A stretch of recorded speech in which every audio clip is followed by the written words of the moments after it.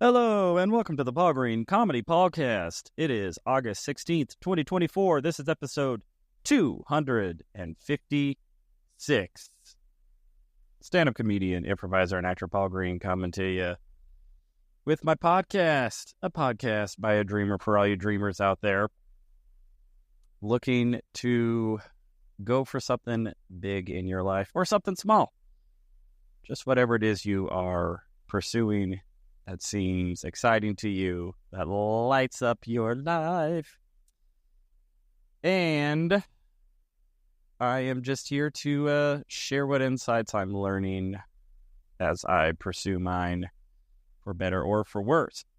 So, today is a start of a very interesting weekend. I will be hopping on a plane here in about an hour or so, and flying out to Kansas City, Missouri.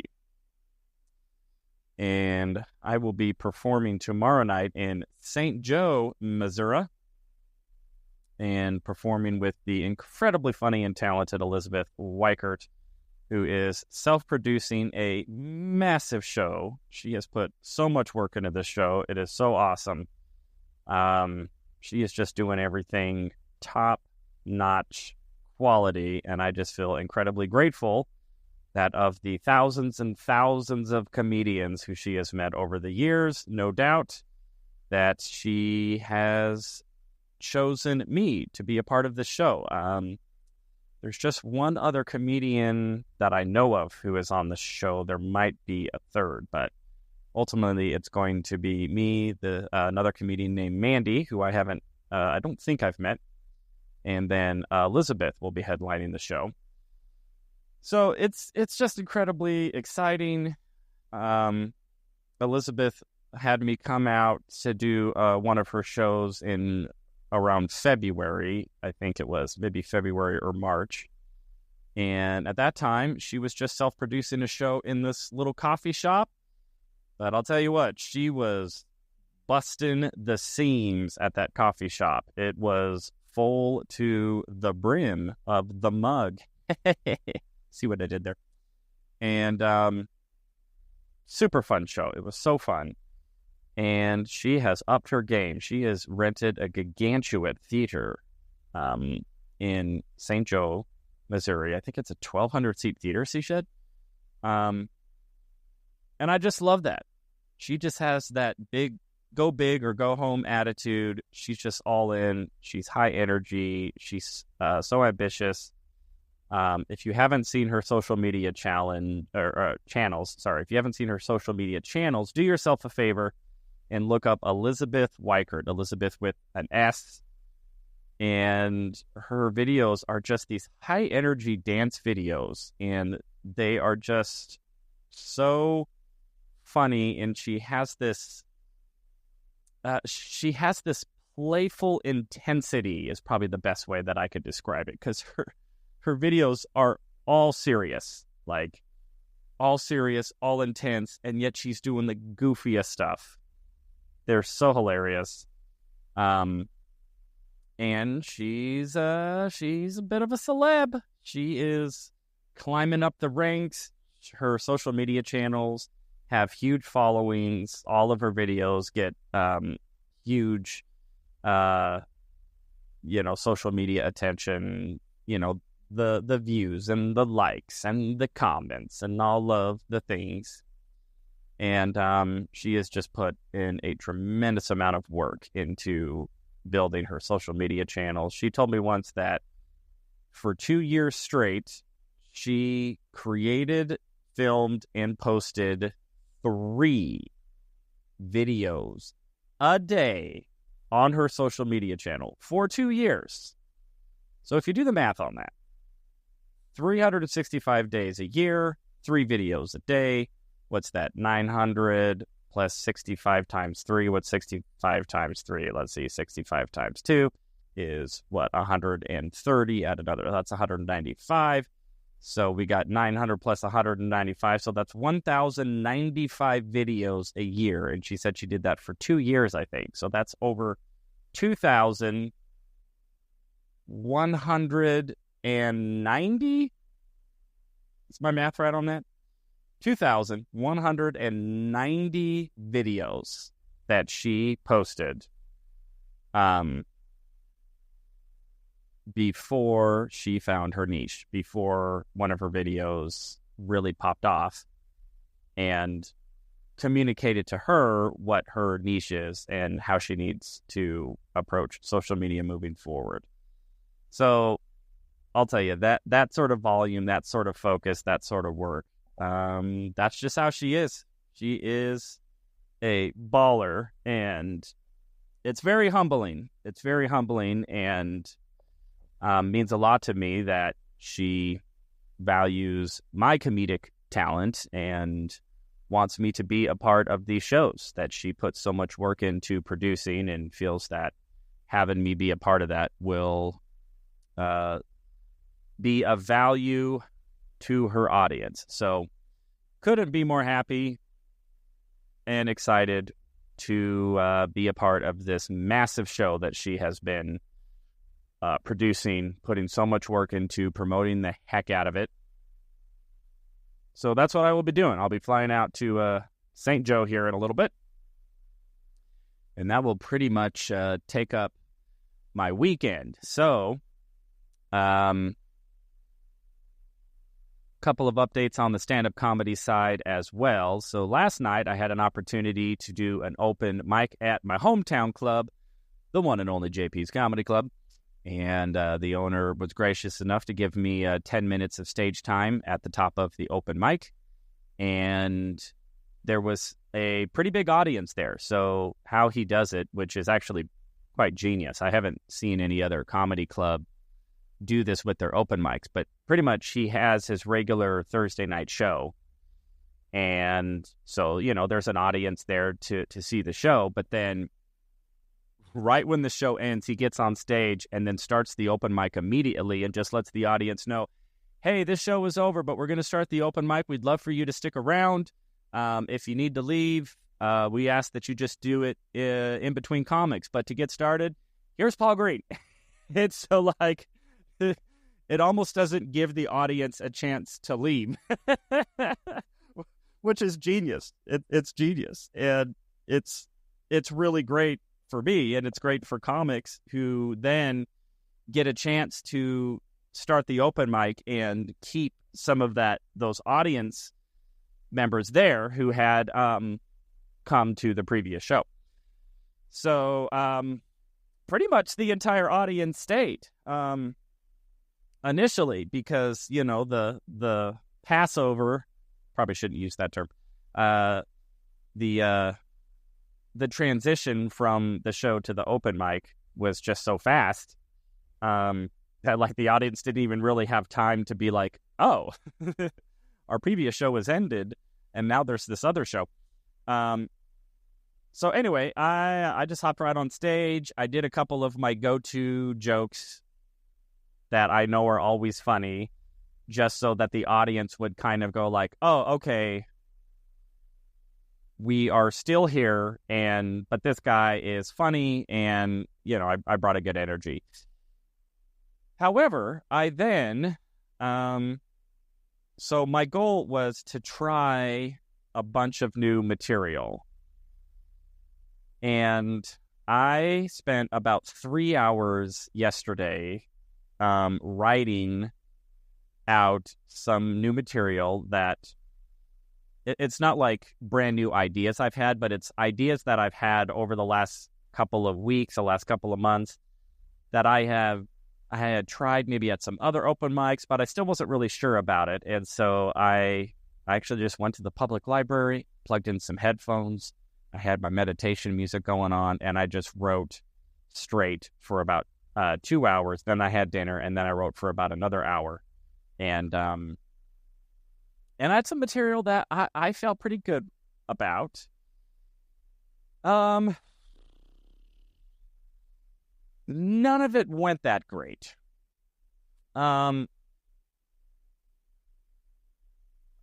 Yeah, and it's hard to know how much of it didn't go great just because it was so new that I hadn't really had it pinned down even to a position to where it was presentable to an open mic crowd, or how much of it is just because, this just isn't the right stuff. I just need to find whole new premises. I did get a couple of laughs. It can get so confusing sometimes because the way that I do comedy, it's not like I'm doing non sequitur. Non sequitur? Is that a word? Grammar people, police me on that. Is non sequitur a word? Non sequitur jokes? I'm trying to say like a non sequitur, but if I say it like non sequitur, is that like, does that work? I'll word it another way just in case my grammar was up on that. It's not like I do jokes that are disconnected from each other and that exist in silos. Here's joke number 1, delivered. Here's joke number 2, delivered, and that those two jokes have no relation to each other. It's sort of like Stephen Wright sort of does that. Anthony Jeselnik does that. Dimitri Martin has a lot of that. Mitch Hedberg definitely had a lot of that. So most of my material comes in the form of a general premise and then an exploration of that premise for anywhere from a couple of minutes. Some of my bits can be even longer. They can get to like 4 or 5 minutes.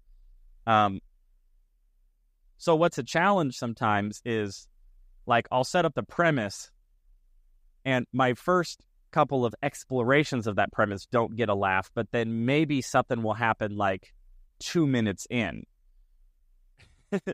to where like maybe I'll get a really big laugh on something, but then it's hard for me to know like, oh, do I just need to like would that one joke still work without all of this preliminary other stuff that maybe didn't work as well? So I don't know. It just starts to be a little challenging to know how much of a certain bit is viable, how much of it just needs to be scrapped altogether, or does all of it just need to be scrapped? And I don't know. I don't feel super strong about how it went. Now, I was doing a lot of, in comedy, we call it saves, which is like when you try a new joke and it bombs, you have a couple of saves. And the audience was really good. They were on my side. Like they wanted me to be successful. I got them to laugh initially. And I did let them know like, hey, I'm working out new stuff here, so we'll see how it goes. So they did have a pretty significant threshold of forgiveness. Like, even though I wasn't like killing with these premises, I was able to like riff off of the fact that stuff wasn't working, and then they would laugh. Like they were happy to laugh. It's just that my material just wasn't that funny yet. Perhaps never. So we'll have to see. So I'm still at the drawing board. I'm really trying to figure out what this next 20 minutes or so of my act is going to look like. And I've talked about this for a while. I have about 20 new minutes of material that I've written over the last 3 or 4 months. That seems to be going pretty well, but I've kind of hit a wall in it, and I'm just having a difficult time. Just coming up with whatever the next thing is. And, I think I have to be a little critical and just honest with myself and just go, well, have I put in the focused work into the writing? And my writing has been a little scattered. I probably need to be writing 2 or 3 hours of uninterrupted writing daily. And what I am doing is getting like maybe 30 minutes to an hour of writing a day. And then I'll have moments like tomorrow or like yesterday when I go, okay, I have an open mic tonight. I've got 10 minutes. I really want to try to hone in on some new material, some new bits, some new jokes. And so then I get focused. But I think I need to be having that focus And at least that amount of time, at least 2 to 3 hours a day of focused, uninterrupted, turning the phone off. Well, I never turn my phone off because I have my earbuds in, but and I'm listening to meditation music on my phone, and I have a timer on my phone. But you know what I mean. Not, checking social media and Instagram and emails and text messages. I'm just going, all right, I am going to write and write, and just keep the pen moving and just let the ideas come, and then just be very intentional with, what do I think is funny here? What do I think is the next thing to talk about? I feel like, so a lot of this first 20 minutes, I'm talking a lot about dating. I'm talking a lot about relationships, my thoughts on like marriage and all that stuff. And everything that I tried last night was more extensions of that. It was more relationship stuff, and it's kind of like expanding on what's already there. Like, oh, if those bits had worked, it's like, oh, I could tag on these particular bits to what I'm already talking about. It would just be the general theme would be the same. And I'm just beginning to think of like, man, I've got to just totally dig into something different here. I've got to find a different part of my psyche, a different part of my experience, just an entirely different set of opinions that I think I need to really start exploring and find out. Probably going to be that thing where it's like, what is the thing that I'm the most afraid to talk about? Or what's the thing that is scaring me the most, or that I'm avoiding the most? I don't really have an answer for that. I'm just thinking out loud in real time here. But I think that's my opportunity. And, just based off of how last night went, I'm just thinking, yeah, because it was a good crowd. I think that crowd was very fair. I think if I was on the right track, they would have let me know, because they were willing to laugh. So that will be my focus here moving forward. I mean, it has been my focus, but maybe I haven't been focused enough. So we'll see how that goes. So anyway, so that was last night's open mic. Going to St. Joe this weekend. And with that, let's talk about the 48 Laws of Power. I have been going through this book chapter by chapter and giving my commentary on each law. Today's law is in a similar vein to what I've talked about before, to where I don't necessarily have an issue with the tactical side, but I do have an issue with perhaps somebody's motivation for executing this tactic. And the law is pretty much again, I'm not going to word it exactly, but create a gigantic spectacle.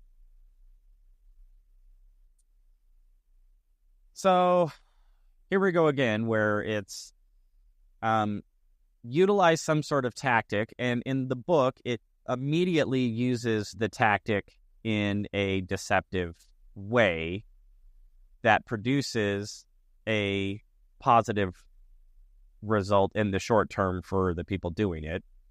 And in this case, it actually does produce a positive result to the people who the tactic is being used against. He gave some example of some 17th century moon healer guy who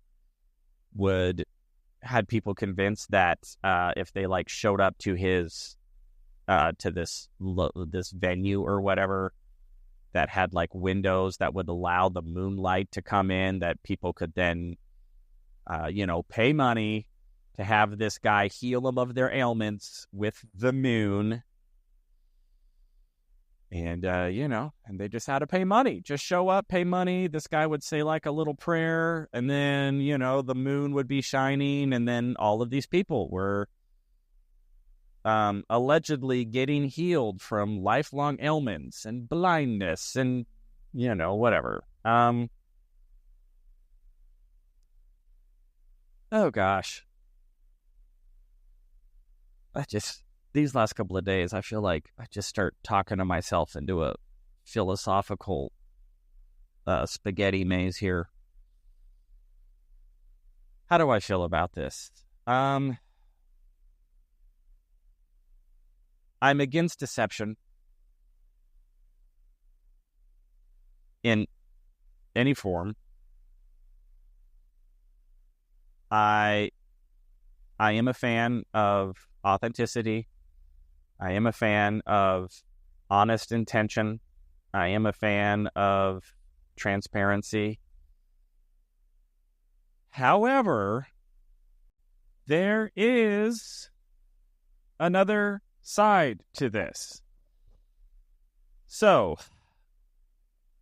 how do I want to broach this? All right, I'm going to talk about another book that I read. Maybe I'll read this book, or I will commentate on this book next after I'm done with the 48 Laws of Power. So I read this book called Useful Delusions, which was a book that blew my mind so hard that by the time I was done reading it, I almost didn't even know or understand if there was a reality anymore. It was just, I don't know. It just step by step undid any semblance of what I thought was real, even in my own experience. And ultimately, the concept of the book, well, it's called Useful Delusions, right? So it really illustrates, first of all, how gullible us human beings are. Okay, I'll speak for myself. Maybe all of you are immune to gullibility. I am definitely susceptible to delusion, to being gullible, to wanting to believe, to wanting to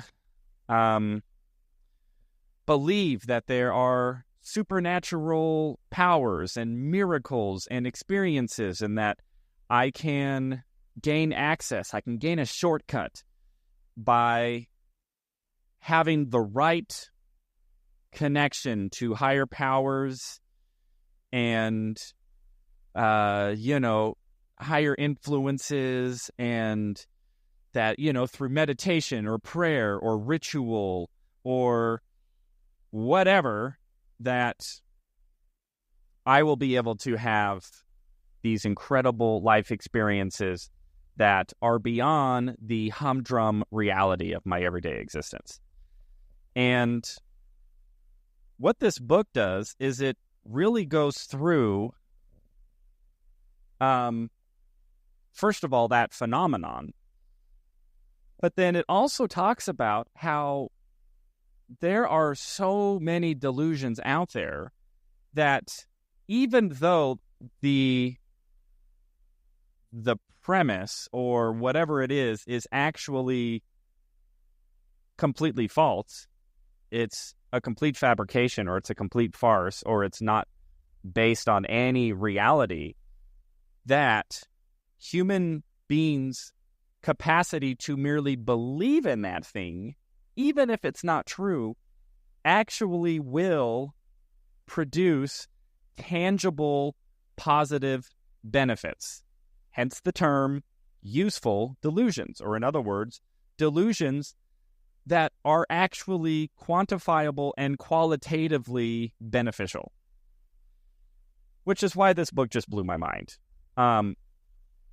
So one example that the book gives is, it's a story about some dude who started a company in the 90s, and you could really just describe the company as like a modern day dating, like online dating scam, like catfishing. It was like catfishing in the 90s, right? So what is catfishing, right? Somebody like Somebody creates a profile on a dating app. They portray themselves to be like an attractive young woman or an attractive young man. And then people on these dating apps match with them. They think they're talking to this person, but they're not. They're talking to some scammer who's in a basement somewhere on a computer. And then that person tries to convince them to give money and blah, blah, blah, right? So that's exactly what this guy was doing. But in the 90s, it was just all done through mail, right? So he would, put out like singles ads or whatever, single and looking, and like in the paper for like personal ads and stuff.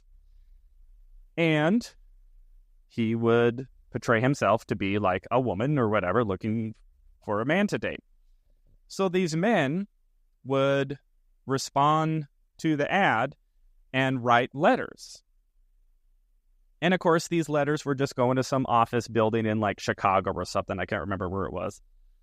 But then the dude had staff who would read these men's letters and then write back very personal letters to these men. And then once the men really started to feel like they were having a connection with this woman, then the quote-unquote woman would start to spin this narrative that she was like trapped in some convent and that the convent needed money and that they were starving and they needed food, and if they could just send $25 or if they could just send $50, or once they send $50, and they'd be like, oh my gosh, if we need to get a new stove, if only we could get $100 from you, all the women would be so grateful, blah blah blah, right?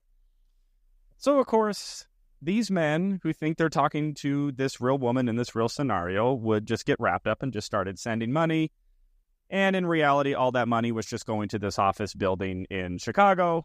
And this dude just made millions and millions of dollars because there was, no limit to how many desperate, lonely men there are out there who are seeking female companionship, right?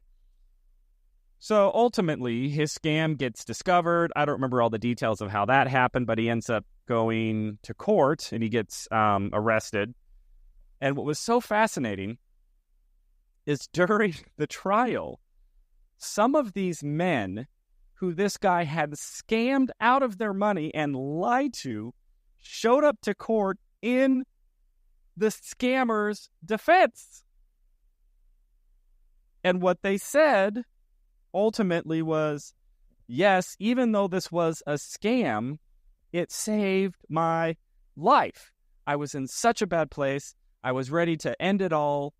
But I saw this ad. I wrote to this, who I thought was this woman.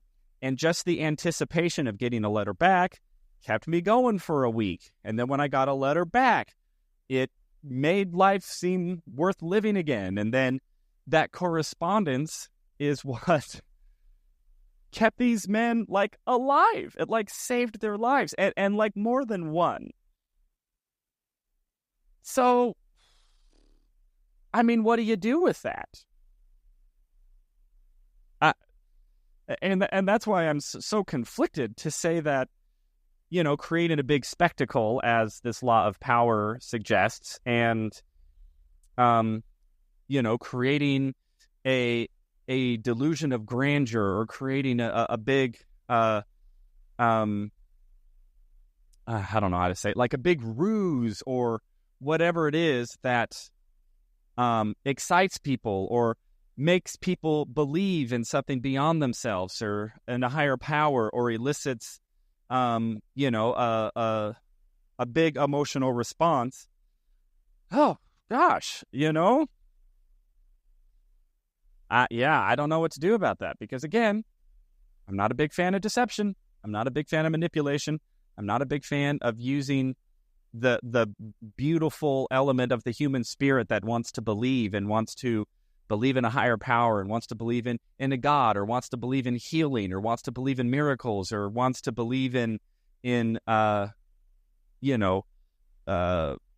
divine intervention and miraculous synchronicities and chance meetings and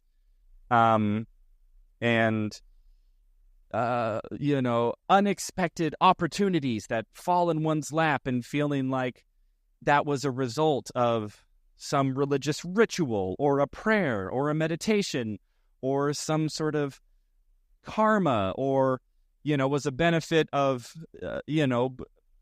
sacrificing short-term pleasures and then seeing a long-term benefit come because some God was keeping track. Like, how do you say that that's bad or isn't an efficacious way of life when, there's no limit to people who have believed in a something and have seen a positive benefit from that, whether or not what it is they're believing in is a complete and total fabrication.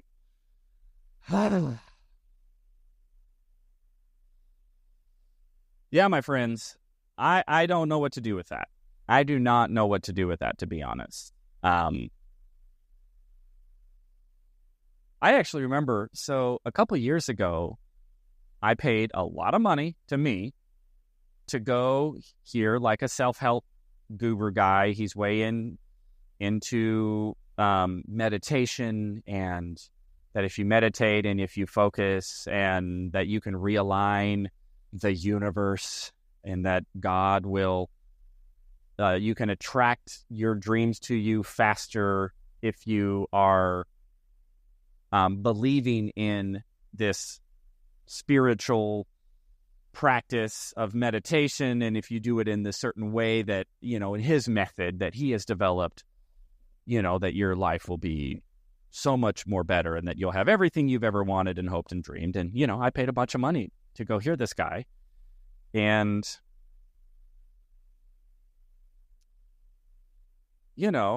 I distinctly remember at the time thinking, I think it was like $2,000 for a week. He's kind of like a Tony Robbins guy, although Tony Robbins is a little more, I think, business minded. This guy's a little more meditation minded.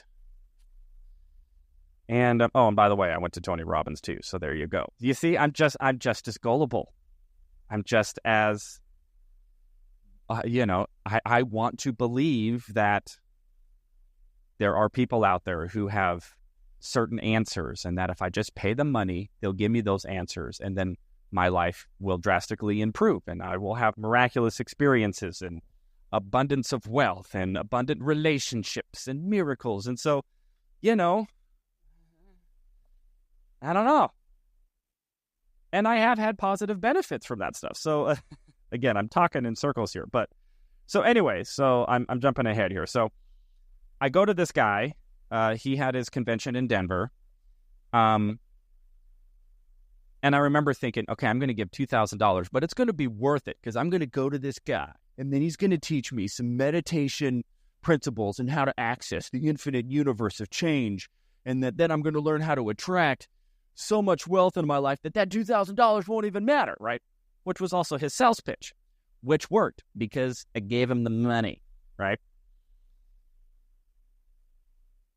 And I went there, and I had a great time. I had incredible emotional experiences, euphoric experiences, joyful experiences. I met incredible people. I did meet people there who fundamentally did change my life, I feel, for the positive. Because of those relationships, I made very specific, distinct decisions in my life that have altered how my life has turned out, and I feel in a very positive way. But the reality is, I have no idea if anything that this guy said by way of fact, or that he presented as factual, is factual at all. I have no idea. If I could pull the curtain back and actually see, because he speaks a lot of, he's really good at mixing science with pseudoscience, with mysticism and spirituality. So it's kind of this very well crafted, maybe he'll talk science, and he'll talk neuroscience, and he'll talk brain chemistry, and he'll talk, that, but then he'll mix in some mysticism and some meditation and some spirituality and a little bit of God and a little bit of pseudo religion, and it's just very well crafted, and it's very, very believable, and he presents it as absolute fact. I have no idea. He'll talk about all these studies that, oh yeah, we did all these brain scans of all these people, and then the brain scans, you can see here the beta, gamma, theta waves when they were in the meditation, the blah, blah, blah. You could see the elevation of the heart rates here when they reached and I was going, all right, makes sense to me. When do I get my money back?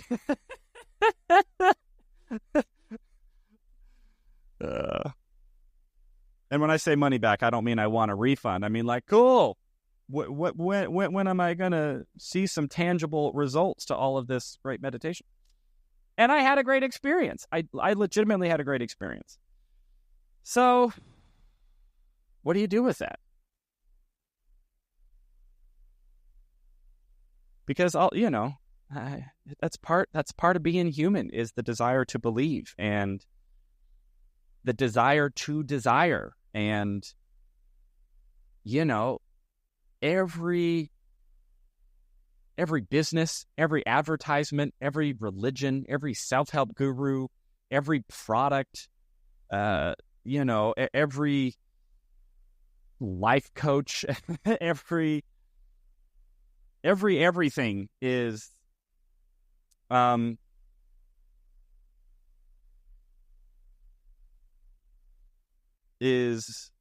don't want to say preying on, because I don't think that everybody is predatory.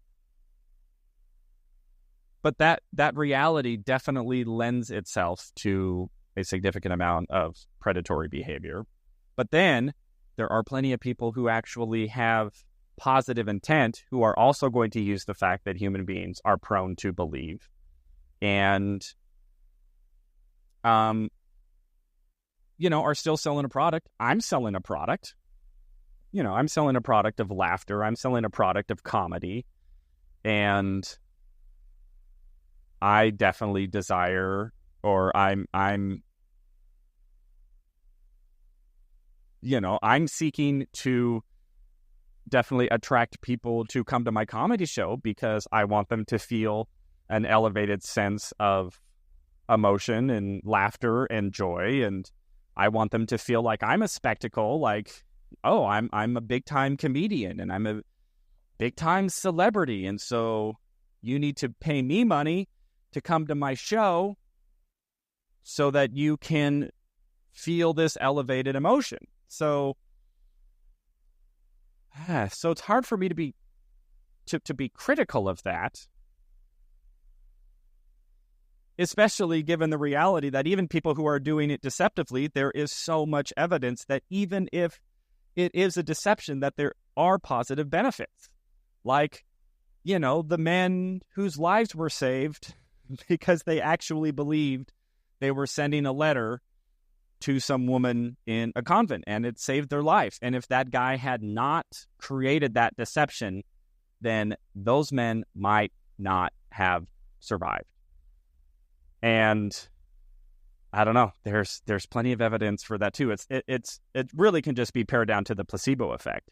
And by the way, the book Useful Delusions dives into the placebo effect in so many different ways that, in medicine, that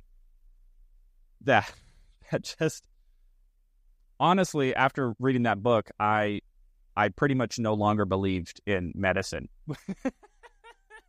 I was just like, oh, I think every pill actually is a placebo, even if it actually is a pill. It's my belief in the pill that creates the positive benefits more than the actual chemical alteration of my body that the pill is interacting with that actually causes the healing. Oh my gosh. Everybody, where did I just went off the rails on this episode. This pulled on a thread of psychological, philosophical, spiritual, religious conundrums that I have been grappling with overall my entire life, but even more specifically over the last couple of years. So I think I probably just need to leave it there I hope that I have not messed with everybody's sense of reality too much. My apologies if I did. That's exactly how I felt when I got done reading Useful Delusions. I'm just going, am I even walking on the floor right now? Is this floor even here? Am I even thinking this thought right now? What is real? And the short answer is, I have no idea, everybody. I am just out here trying to be a funny comedian and just trying to share my journey. So, everybody, that is where I'm going to leave it because I got to get the show on the road, literally. Well, this show in the air. I got to head over to the airport and get on my way to St. Joe, Missouri for my show tomorrow night, August 17th, which I am very much looking forward to that. So, everybody, I hope you are all doing well. Your dreams are coming true. You are finding joy and fulfillment in the journey. I love you all so much. Thank you for listening. This is the Paul Green Comedy PaulCast, August 16th, 2024, episode 256. I love you all so much, and I will talk to you tomorrow.